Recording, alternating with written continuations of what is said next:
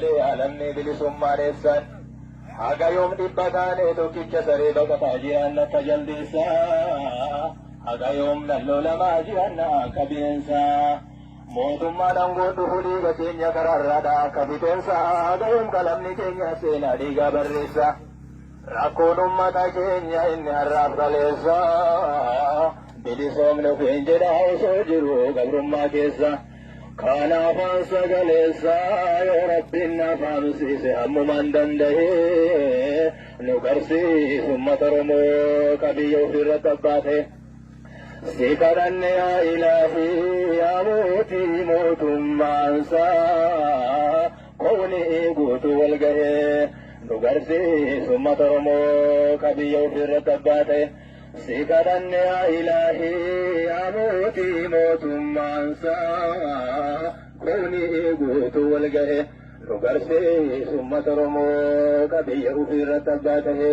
Oromoo jirtu? Jirtu Oromoo? Oromoo waaqoo guutuu jirtu? Oromoo Taaddasaa Birruu jirtu? Oromoon Jaarraa Abbaa Gadaa jirtu? Oromoon Nadhii Gammadaa jirtu?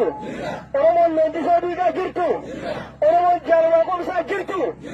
Oromoon Jaal Magarsaa jirtu? Jirtu? Calaqqee mallattoo bilisummaa agarsiiftu. Calaqqee mallattoo mootummaa Oromiyaa kinniisa dambe agarsiiftu.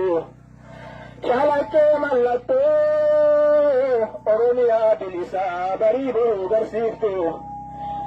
Akkam bareeddan ijoollee nama gagammachiiftu.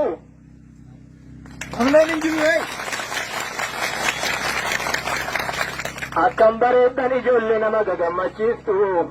Ijoollee walirraa fuutee qabsoo akka xayyaaraa samiirra balaliiftu. Mee takkatu as baatee kilaashii kan keessaniin xiqqoo nan taphachiiftu. Mee takkatu as baatee zinnaara kan keessaniin xiqqoo nan taphachiiftu. Mee takkatu as baatee bireena kan keessaniin xiqqoo nan taphachiiftu. Saba kan keetiif ta'a halkan addeessa taate guyyaa ammoo akka biiftu. Sabni keessi eegaara maalaa jedhu irree amma natti miyoon bilisummaa natti